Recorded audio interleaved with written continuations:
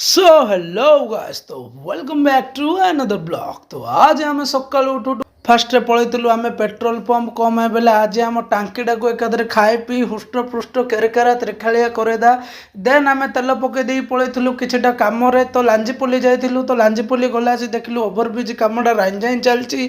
तो लांजीपल्ली पहुँचला पर देखिलु कि ताल पणिस गदेकी छिनछत्र करदे एकादरे।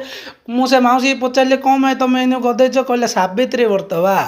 तो मुझे जानीदेली तो देन मु पलैली टे लस्सी पीआऊ तो मिक्स जूस लस्सी दीटा दाप दाप कर बाड़े दे पुना बस स्टैंड रे पलैली घर आड़े। घर आइला आसी परारे झाउली की मूर्छित हो पड़िया अवस्था थी। तो मम्मी पखाड़ हांडी धरी पलैला मो पाक पखाड़ आलू भजा पांपड़ आचार धरी बोई पड़ली घोप घोप कर दी थर रे खाई देगी एकादरे काठ होगा। फ्लिपकार्ट वाला पलैला कहला तुम कौन पार्सल आई कहला जे मुझे गली पार्सल धरली आईली देखला कौन डॉट एंड की पार्सल जाए आई। तो मुझे केत मगेली मत जना नहीं आर यूज कौन मत जना नहीं मत कमेंट रे जन आज ये तो मिसिया नेक्स्ट ब्लॉग रे तब तक के लिए लाइक शेयर एंड सब्सक्राइब।